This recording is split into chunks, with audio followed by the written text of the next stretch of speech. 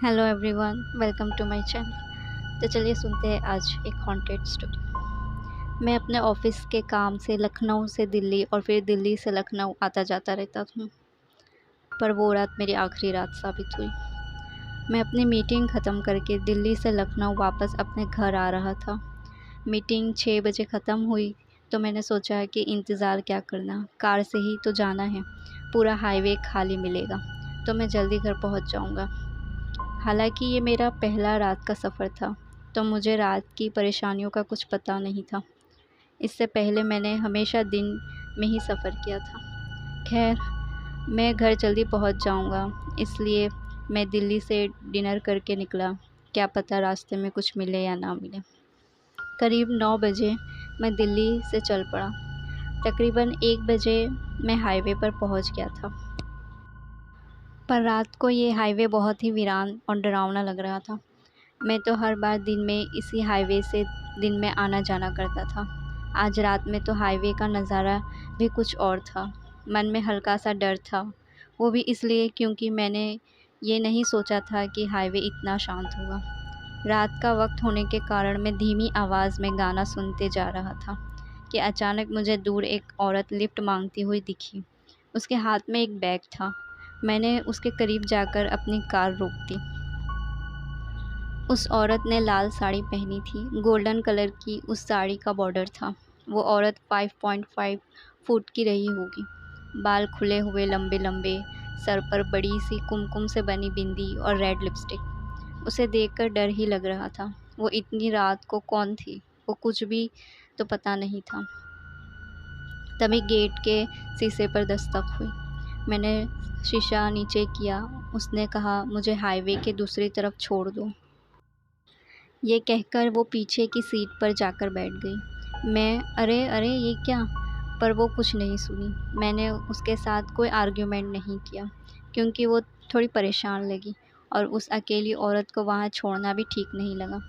पर मैं थोड़ा उसकी हरकतों से डरा हुआ था, इसलिए मैं बार बार अपने मिरर से उसे देख रहा था। वो कुछ धीरे धीरे बुदबुदा रही थी। मैंने हिम्मत करके पूछा, आप कौन हैं और इस हाईवे पर क्या कर रही हो? वो बुदबुदाती रही।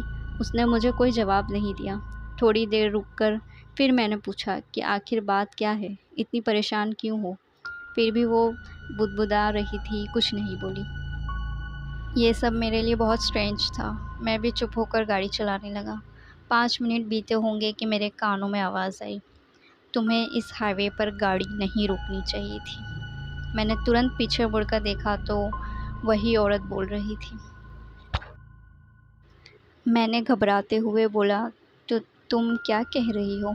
मैंने तुम्हारी मदद करने के लिए कार रोकी थी। मेरी मदद?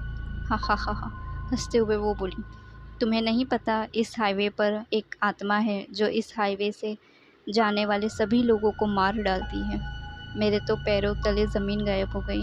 मैं तो चुड़ैल के चुंगल में फंस गया था। मैंने बोला, मैडम आप यहीं उतर जाइए, पर वो चुप हो गई और बुदबुदाने लगी। अब मैं क्या करूं समझ नहीं आ रहा था। मैं बस उस पर मिरर से नज़र रखता रहा। तभी मेरी नज़र उसके बैग पर गई। उसमें से खून निकल रहा था। अब मेरी तो हालत ख़राब हो गई। कार की एसी में भी मुझे पसीने आ रहे थे। मैं अब ज़िद करने लगा कि आप उतर जाओ मैडम, नहीं तो मैं कार नहीं चलाऊँगा, और मैंने कार रोक दिया। वो बोलने लगी, तुम पागल हो गई हो क्या? इस हाईवे पर कार रोक रही हो, जल्दी चलो। मैंने कहा, मैडम मैं कार नहीं चलाऊँगा, आप पहले उतर जाओ। वो बोली, पागल मत बनो, चलाओ। मैंने फिर कार चलाने को मना कर दिया। तभी मेरे दरवाजे के शीशे पर फिर से दस्तक हुई। इस बार कोई स्मार्ट सा लड़का था। उसने कहा, भाई साहब आप मुझे आगे तक छोड़ देंगे? मैं तो वैसे ही उस औरत से डरा हुआ था, और वो औरत भी इतनी ज़िद्दी थी कि उतरने का नाम नहीं ले रही थी। फिर मैंने सोचा कि ये लड़का साथ रहेगा तो ज़्यादा अच्छा रहेगा, इसलिए उसे मैंने बिठा लिया और कार मैंने चलानी शुरू कर दी। मेरा ध्यान अभी भी मिरर पर ही था कि मेरे बगल में बैठे हुए आदमी ने धीमी आवाज़ में मुझसे कहा, भाई साहब ये कौन है?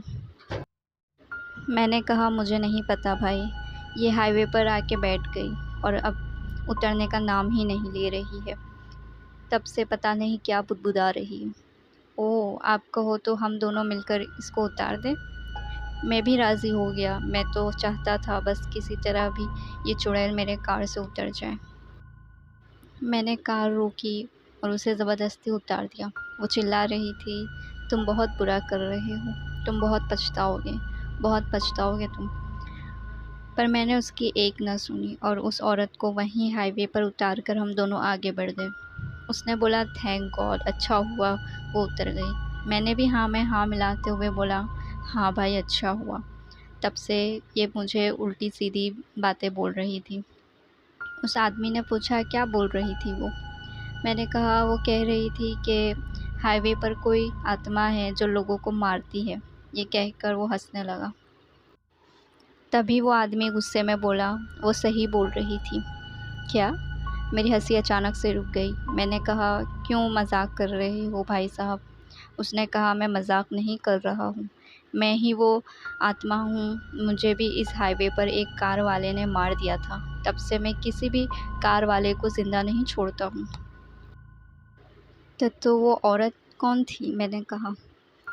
उसने हंसते हुए बोला वो तांत्रिक थी।